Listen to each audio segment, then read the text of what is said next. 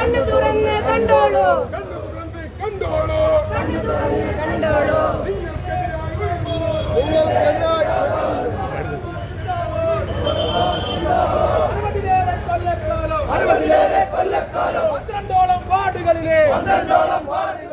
സാധാരണക്കാരന്റെ ആവശ്യങ്ങൾക്കൊപ്പം നടത്തുന്ന ഈ സമരത്തിന് സമരാഭിവാദ്യങ്ങൾ നേരിടുന്നു. കേൾക്കേണ്ടതിന് മുമ്പ് ഈ വിഷയം അവതരിപ്പിക്കുമെന്നും പറയുന്നു. വടകര ബീച്ച് പോസ്റ്റ് ഓഫീസ് അടച്ചുപൂട്ടാനുള്ള തീരുമാനം പിൻവലിക്കണമെന്നാവശ്യപ്പെട്ട പ്രതിഷേധം ശക്തമാകുന്നു. മുനിസിപ്പൽ മുസ്ലിം ലീഗ് കമ്മിറ്റിയുടെ നേതൃത്വത്തിൽ ഹെഡ് പോസ്റ്റ് ഓഫീസിന് മുന്നിൽ മാർച്ചും ധർണയും നടത്തി.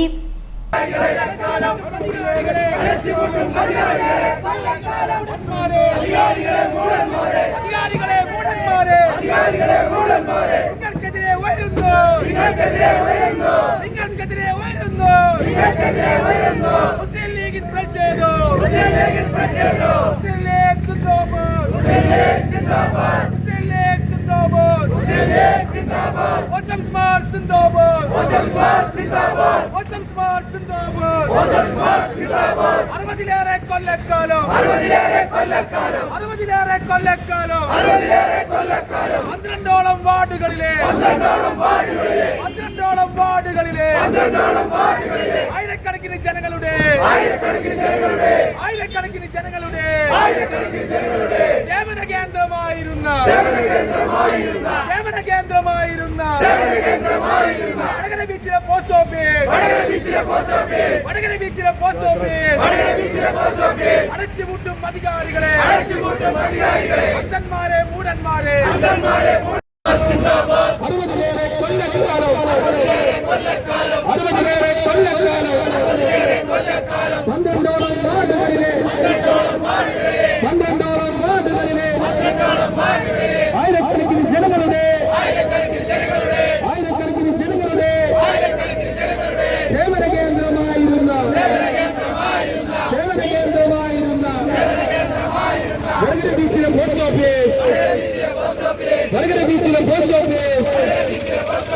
അടച്ചുപൂട്ടും അധികാരികളെ, അന്ധന്മാരെ, മൂടന്മാരെ, നിങ്ങൾക്കെതിരായി വരുന്നു മുസ്ലിം ലീഗ് പ്രതിഷേധം. ധർണയെ അഭിസംബോധന ചെയ്ത ഷാഫി പറമ്പിൽ MP സംസാരിച്ചു. ഞാൻ ഒരു പ്രസംഗത്തിൽ സമരം നടന്നുകൊണ്ടിരിക്കുന്ന സമയത്ത് കടന്നുപോയതാണ്. ഈ ആവശ്യം 23-24 തീയതികളിൽ ബഹുമാനപ്പെട്ട മന്ത്രിക്ക് മുമ്പിൽ ഉന്നയിക്കാമെന്ന് കരുതിയിരുന്നതാണ്. പക്ഷേ ആ ദിവസം അപ്പോയിൻമെൻറ്റും യാത്രയുമായിട്ട് ബന്ധപ്പെട്ട പ്രശ്നങ്ങളിലായിരുന്നു കിട്ടിയില്ല. പക്ഷേ ഈ സമരാവശ്യത്തെ ബന്ധപ്പെട്ടവരുടെ മുന്നിൽ ഉന്നയിക്കും. സാധാരണക്കാരൻ്റെ ആവശ്യങ്ങൾക്കൊപ്പം നടത്തുന്ന ഈ സമരത്തിന് സമരാഭിവാദ്യങ്ങൾ നേരിടുന്നു. കേൾക്കേണ്ടതിന് മുമ്പ് ഈ വിഷയം അവതരിപ്പിക്കുമെന്നും പറയുന്നു. MC വടകര ഉദ്ഘാടനം ചെയ്തു.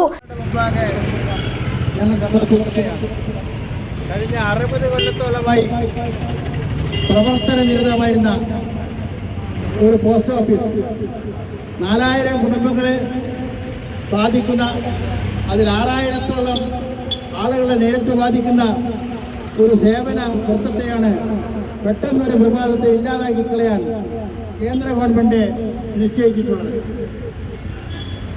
ഒരു വടകര താഴെയങ്ങാടിയിൽ അഴുത്തല മുതൽ ആവിക്കൽ വരെ നിങ്ങൾ കിടക്കുന്ന കടൽ പ്രദേശവും അതോടനുബന്ധിച്ചുള്ള ഒരു തുറമുഖ നഗരവും ആയിരക്കണക്കിന് ആളുകളെ അധിവസിക്കുന്ന ഒരു പട്ടണ പ്രദേശവും ഈ പോസ്റ്റ് ഓഫീസിന്റെ പരിധിയിൽ വരുന്നതാണ്. ബീച്ച് പോസ്റ്റ് ഓഫീസ് ഒരുപാട് പ്രയത്നങ്ങളുടെ ഫലമായിട്ടുള്ള ഒരു സ്ഥാപനമായി. അതിനെ ആശ്രയിച്ച് ആയിരക്കണക്കായ മത്സ്യത്തൊഴിലാളികളും മറ്റു സാധാരണക്കാരായ ആളുകളും വിദ്യാർത്ഥികളും അധ്യാപകന്മാരും എല്ലാം അടങ്ങുന്ന വലിയ ജനസമൂഹം ആശയ വിനിമയത്തിന് വേണ്ടി ആശ്രയിക്കുന്ന ഒരു സ്ഥാപനമാണ് ബീച്ച് പോസ്റ്റ് ഓഫീസ്. ആ പോസ്റ്റ് ഓഫീസിൽ പ്രത്യക്ഷവും പരോക്ഷവുമായി ഏതാണ്ട് 30ഓളം ജീവനക്കാർ അതിന് അനുബന്ധമായി പ്രവർത്തിക്കുന്നുണ്ട്. ഇവരെല്ലാം അനാഥമാക്കിക്കൊണ്ട് 6000-ത്തോളം ആളുകളെ ബുദ്ധിമുട്ടിച്ചുകൊണ്ടാണ് പെട്ടെന്നൊരു ദിവസം ഈ സേവന വൃത്തം സർക്കാർ ഇല്ലാതാക്കി കളയുന്നത്. ലാഭം ഇല്ല എന്ന് പേര് പറഞ്ഞുകൊണ്ടാണത്രേ ഇത് പൂർത്തിക്കളയാൻ ഉദ്ദേശിക്കുന്നത്. ലാഭം മാത്രം കണക്കാക്കിയിട്ട് പ്രവർത്തിക്കേണ്ട സ്ഥാപനമാണോ ഈ മാതിരി സ്ഥാപനങ്ങൾ? നമ്മുടെ നാട്ടിലെ പലപ്പോൾ ഗവൺമെന്റ് ആശുപത്രി നമ്മള് സർക്കാർ പ്രവർത്തിക്കുന്നു, കോടിക്കണക്കിന് ഉറുപ്പിക ചെലവാക്കി മെഡിക്കൽ കോളേജുകളും ആശുപത്രികളും പ്രവർത്തിക്കുന്നുണ്ട്. അതൊക്കെ ലാഭം വിചാരിച്ചിട്ടാണ്. PWD കോടിക്കണക്കിന് ഉറുപ്പിയുടെ പാലങ്ങളും റോഡുകളും ഹെൽത്തുകളും എല്ലാം ഉണ്ടാക്കുന്നുണ്ട്. അതൊക്കെ ലാഭം കിട്ടുന്ന പ്രതീക്ഷിച്ചാണോ? അതൊക്കെ പൊതുജന ഉപകാരപ്രദമായ സ്ഥാപനങ്ങൾ ഉണ്ടാക്കിയ പബ്ലിക് യൂട്ടിലിറ്റി സർവീസ് ഉണ്ടാക്കുക എന്നുള്ളത് ഒരു ഗവൺമെന്റിന്റെ കടമയാണ്. ആ കടമ നിർവഹിക്കുന്നതിൽ നിന്നാണ് നിർഭാഗ്യവശാൽ നമ്മുടെ ഗവൺമെന്റ് ഒളിച്ചോടി പോകുന്നത്. അതുകൊണ്ട് പതിറ്റാണ്ടുകൾ പഴക്കമുള്ള ഈ പോസ്റ്റ് ഓഫീസ് കെട്ടിടം അവിടെ നിലനിർത്തണമെന്നും ആ പോസ്റ്റ് ഓഫീസിനെ ആശ്രയിച്ച് നിൽക്കുന്ന ജനങ്ങളെ ബുദ്ധിമുട്ടുകളിൽ നിന്ന് അകറ്റണമെന്നും വളരെ വിനയപ്രദർശനം കേന്ദ്ര ഗവൺമെന്റിന്റെ ഞങ്ങൾ ആവശ്യപ്പെടുകയാണ്. Professor KK Mahmood, NP Abdul Haji, VK Azeez, PKC Rasheed, M Faisal എന്നിവർ സംസാരിച്ചു. PC Najeeb, Mammu Haji, Muhammad Ashraf PP, Ansar PV, CM Kareem എന്നിവർ മാർച്ചിന് നേതൃത്വം നൽകി. ഇതുപോലെ നല്ല സുന്ദരിയായിരിക്കണം. അപ്പോ കല്യാണ പെണ്ണോ? അത് ചിറ്റപ്പന്റെ ഇഷ്ടം. ഇത് മതിയോ? ചിറ്റപ്പ. പാർക്കോ ഗോൾഡൻ ഡയമണ്ട്സ്.